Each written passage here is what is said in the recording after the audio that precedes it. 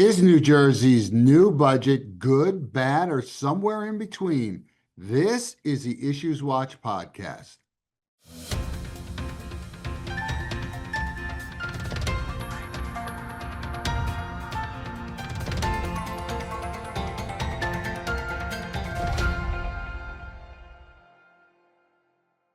Hi, I'm Jeff Kazerman, Vice President of Government Relations at the New Jersey Society of CPAs, and welcome to the Issues Watch podcast. On June 30th, Governor Murphy signed New Jersey's fiscal year 2026 budget. At $58.79 billion, it's the largest ever. Some of the key items in the budget include $1 billion in new taxes, $4.9 billion in property tax relief programs, $7.2 billion full payment to the public workers pension system, $12.1 billion for K through 12 school aid. There's a $1.5 billion structural budget deficit, and there is a $6.7 billion surplus. But just as important as what's in this budget is the major impact that the recently enacted One Big Beautiful Bill will have on it, which is a great unknown at this point. To help us analyze the impact of this budget is our frequent guest and budget expert, Chris Emmerholz, the Chief Government Affairs Officer at the New Jersey Business and Industry Association. Welcome back, Chris. Good to have you. Always great to be here, Jeff. Thank you. You know, as I look at this budget, I don't see anything surprising. It's basically what we've been getting for the past few years, both from a negative and a positive perspective. On the negative, there's the usual more taxes, a structural deficit, and no real spending cuts or reforms. On the positive side, and we've especially seen this since the COVID money came in, there's full pension and school aid payments, and there's a healthy surplus. What about you? What are your overall thoughts on the budget from the business community's perspective? Bad, good, somewhere in between? Good question, Jeff. And I think you hit the nail on the head with these somewhere in between. This is not a budget that NJCPA or myself could support outright, but it's also not all bad. Anytime you have a budget this big, you're spending $58.7 billion. It's going to be on good things and it's going to be on bad things. At the end of the day, I think you laid out some of the good and bad in a nice way. We still tax too much and spend too much, but some of that spending, it goes to that fifth straight full pension payment, which Governor Murphy and the legislature deserve credit for. It goes for school aid increases, which they deserve credit for. We see investments in things like innovation, workforce development, and infrastructure, all of which are pro-growth investments. I would argue we don't see enough of that, but we still see some investments there. But on the negative side, that's spending too much. This budget is 70% higher than the last budget of Governor Christie that he signed. So there were 8 Murphy signed budgets now, and in the aggregate, they've gone up 70% since the budget that he inherited that Governor Christie signed. Now, a big chunk of that in Governor Murphy and the legislature's defense is pension increases, school aid increases, but a big chunk is not. A big chunk is discretionary increases. We still heard a lot of talk over these past couple of months during the budget process that, oh, this is going to be a really hard budget, a lot of hard decisions. We don't know what we're going to do. Where's the money? And yet, when push came to shove, we still spent $500 million more on discretionary kind of poor Christmas tree items in the budget. We can't afford that. Right. I thought it was 700 million, but whatever, 500 million is enough. You're right. The budget went up by $700 million from the budget that was proposed by the governor.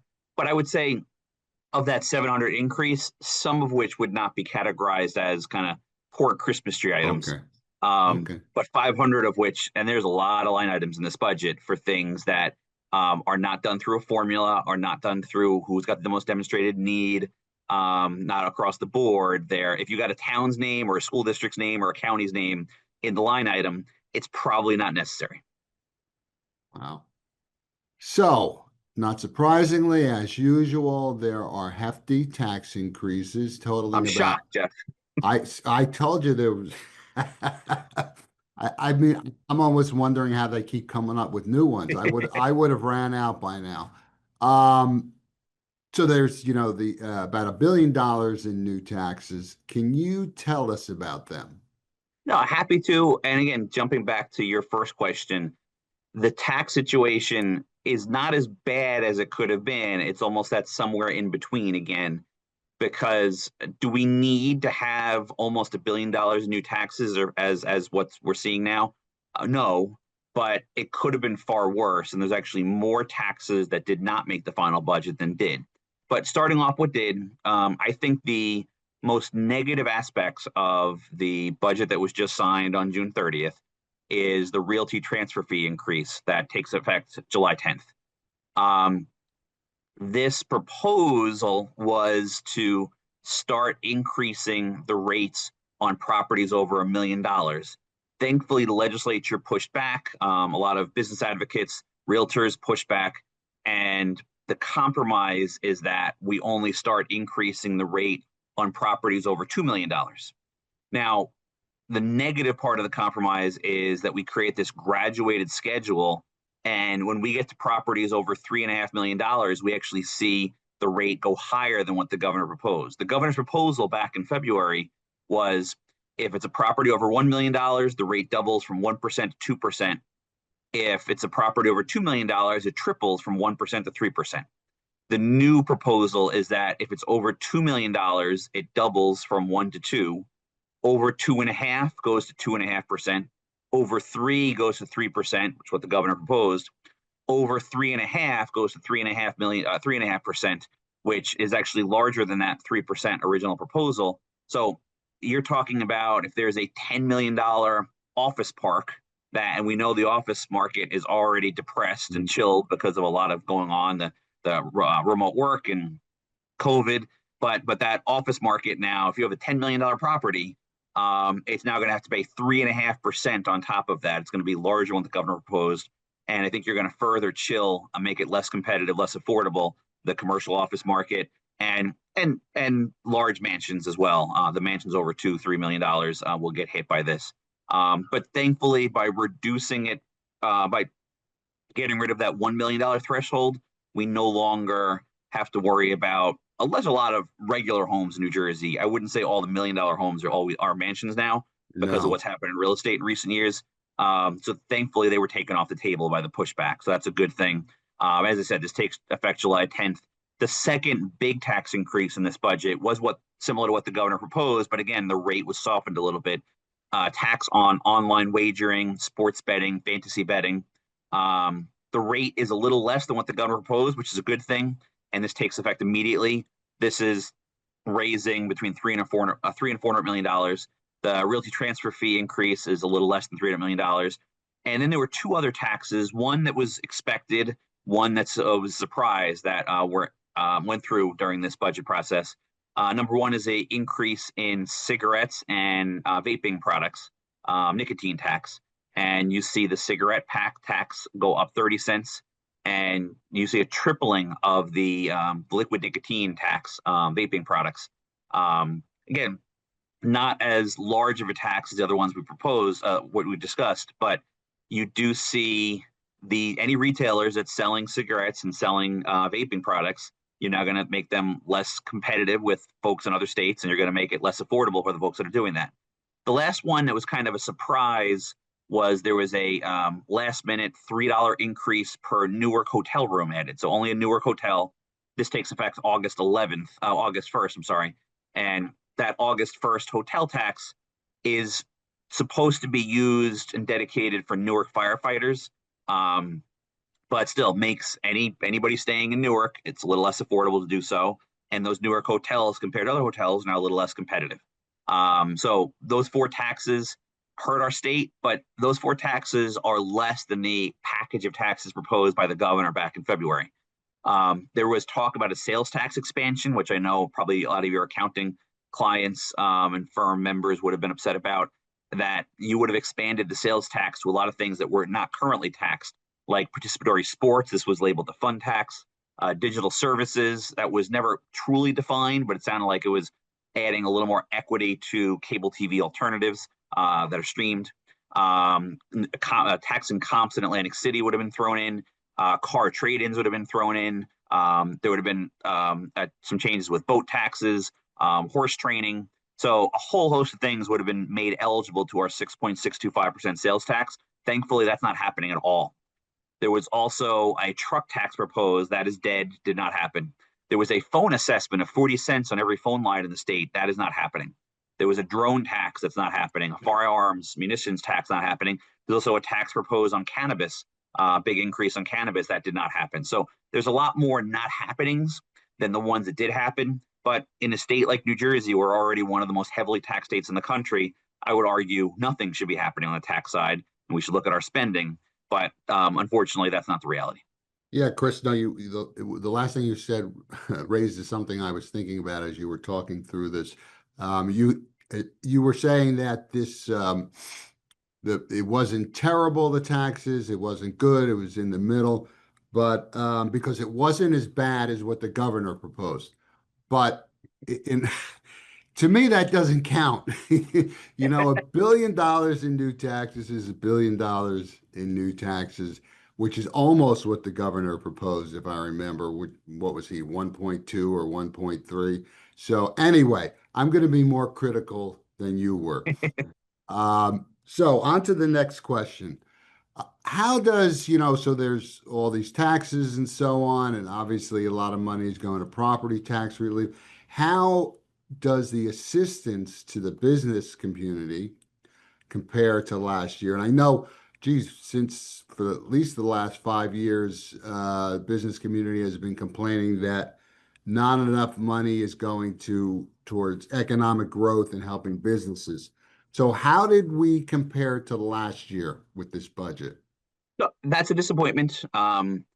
We saw a lot of the cuts, and the governor's proposed budget in February included a lot of cuts. I would say the business community felt disproportionately those cuts back in February.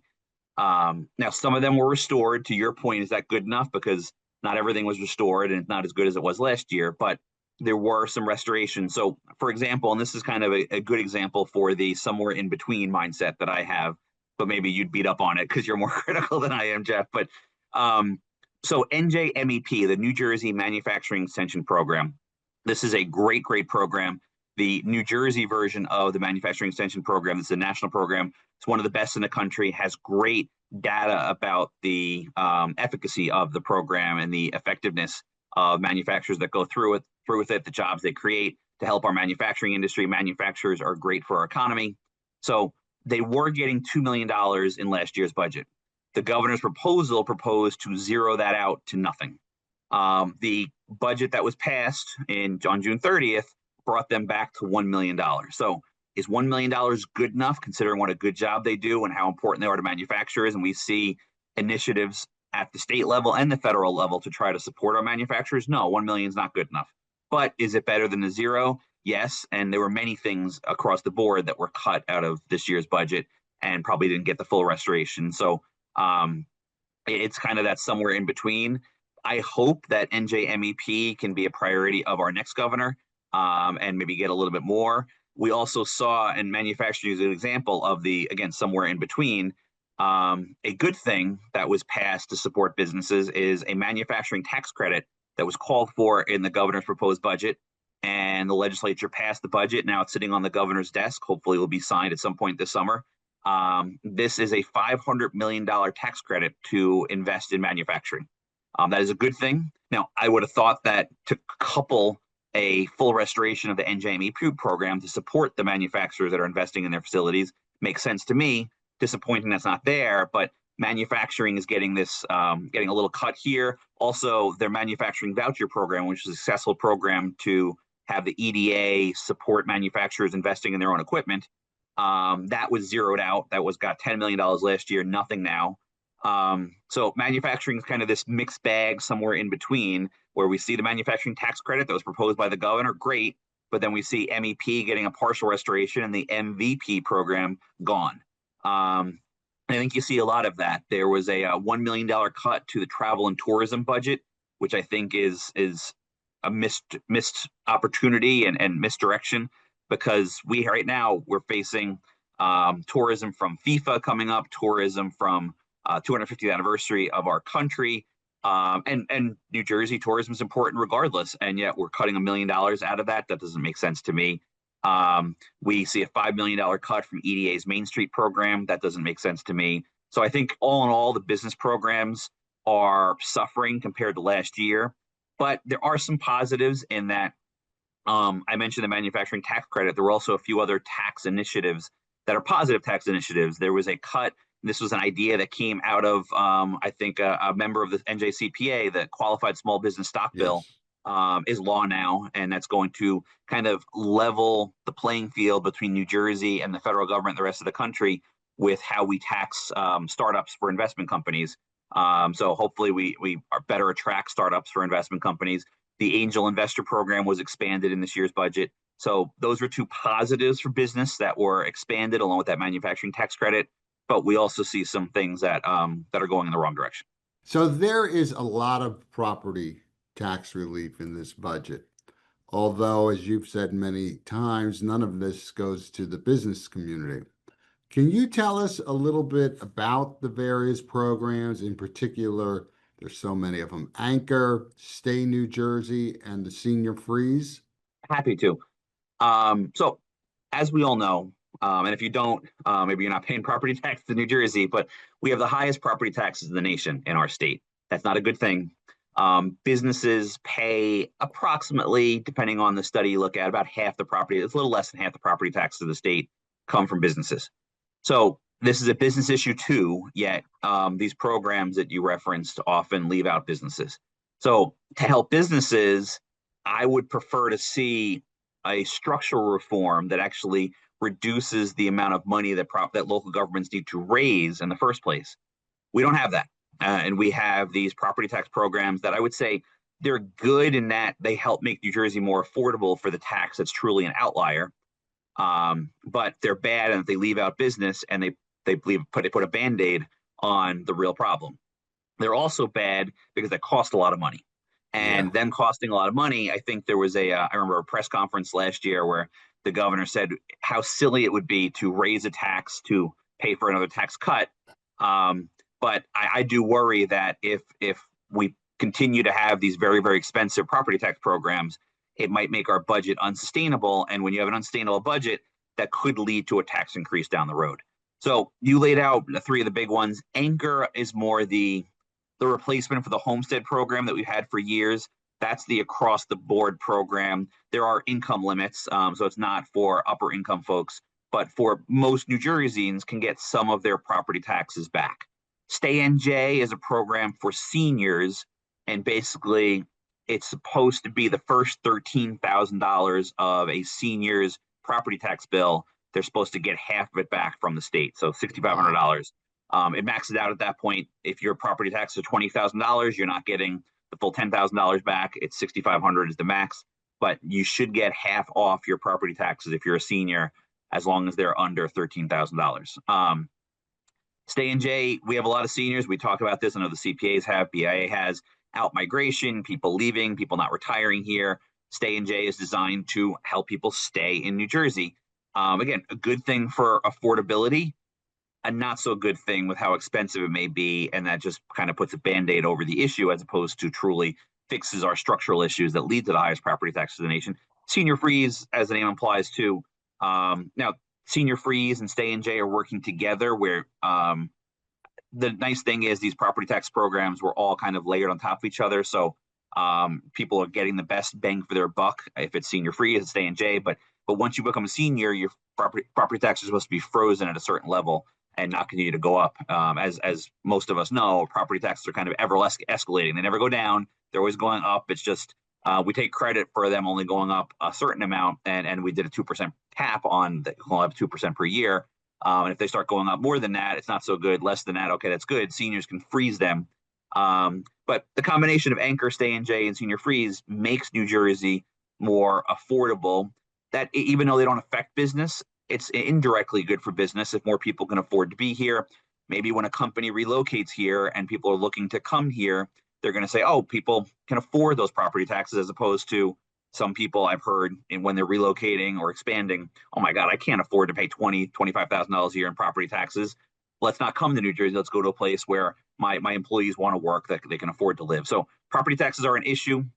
I wish there was business relief in some of these programs, but they're here to stay.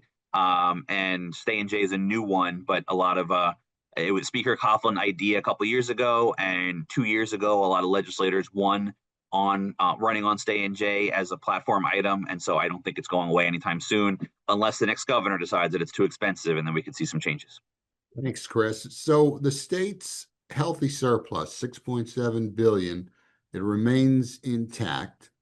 In light of the continued structural budget deficits, how does the state maintain that kind of surplus unless it adds more taxes every year? Right? That is a fantastic question, and one that I think the next governor is going to have to wrestle with. So, if you are a Governor Chattarelli or Governor Sherrill, you could be happy that there's a $6.7 billion surplus that you're going to walk into office with, and that should give you some flexibility with the cushion that you have that previous governors in their first year didn't always have. The bad thing is, you referenced that this budget still has a structural deficit. So right now, this budget is projected to spend $1.5 billion more than what it brings in revenue. This is actually up from the $1.3 billion structural deficit that we had when the budget was first proposed. So if you think about it, if we do nothing different, if we're taxing the same and spending the same, and this also implies that spending levels don't go up, which they often do, but that would mean that $1.5 billion in that fourth budget by a Governor Sherrill or Governor Chattarelli, surplus is gone. Because 6.7 billion, if you take it one and a half, that fourth budget means we have no surplus left. And so is that something that they're going to kick the can down the road? Is that something they're going to want to deal with right away? I hope that they look to find some spending reforms and try to spend less in New Jersey so that we can make that surplus last a little longer. But I do worry in a state like New Jersey that is prone to increase taxes when they need to, when that surplus starts getting low, are they going to go back to saying, okay, what else can we increase? I would think that's a wrong direction, given that we're the highest tax states in the nation. We have the highest property taxes. We have the highest corporate taxes. We have a sales tax in the top third of the country. We have one of the top income tax rates. So taxes should not be the solution, but I do worry that will be tempting for some. So, for the fifth year in a row, there's full funding for public workers' pensions, making up for years of underfunding by both Democratic and Republican administrations. So, now that we've had, these full payments, how is the pension fund faring now? Going forward, will we see relief from these payments that eat up, about 12% of the budget? You are going to get to a place, and you said it well, Jeff, that you are making up for previous governors' mistakes. And governors of both parties didn't pay what they should have paid in. And so now we're having to pay back for years of mistakes. So right now, the bulk of our pension payment is because of past mistakes. Once those past mistakes get paid off in the future, I don't know exactly when that is. I think there is an OLS analysis on it, but that is coming up at some point. Then the full pension payment drops down dramatically. But right now, we're still paying what the actuaries say are required to meet our full pension obligation, and the fund is getting healthier. Is it as healthy Right. as it should be? No. Is it as healthy as other states in the nation? No. But it's getting better. I do think the budget drag that pension was for years was a lot of it was ramping up our obligations, where you saw the Christie administration first came out with a 1/7 model. We're going to go up 1/7 per year, 1/7, 2/7, 3/7, and so forth. Then they realized that wasn't affordable, so they moved to a 1/10, 1/10, 2/10, 3/10. Governor Murphy kept up that tenth, and then actually did the very end of the 10th, like hit 9th, 10th, and 10/10, 100%, kind of in an expedited fashion. Governor Murphy deserves credit for that. Governor Christie deserves credit for starting us on that path. But most of our discretionary budgeting allowance, most of our capacity every year for new spending was gobbled up by that tenth more every single year. Now that we're at 100%, we're maintaining 100%, we can see discretionary income go towards other things like Stay and J seen a big increase in this year's budget. We'll get a big increase next year. Other increases in school aid that's gone up recently. We have room for that.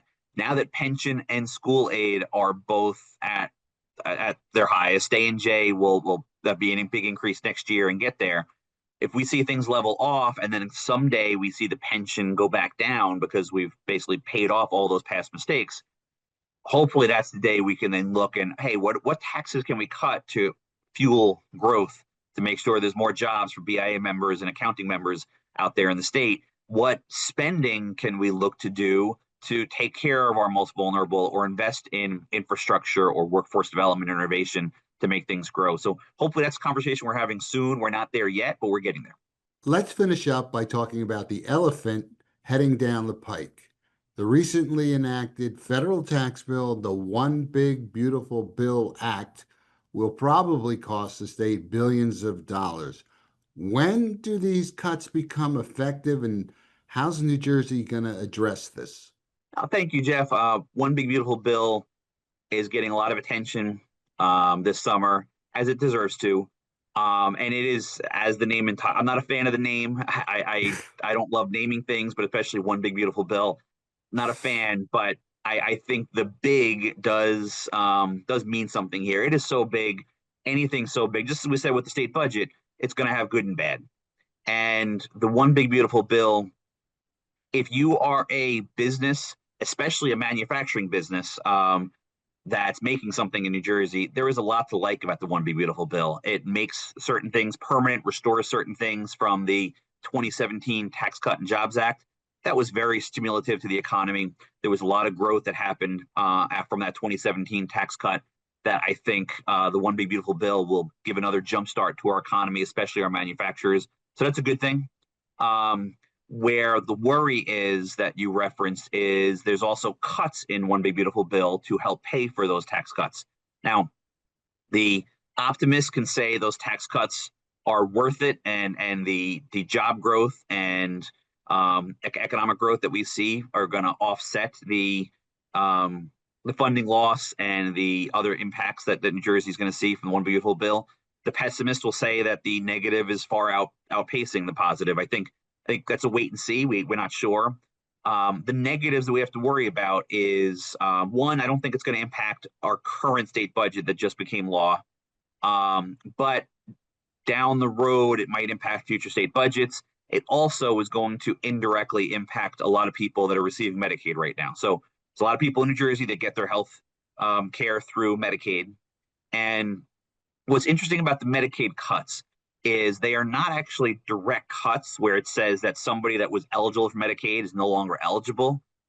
They're cuts through saying you now, to get Medicaid, you now have a bigger work requirement.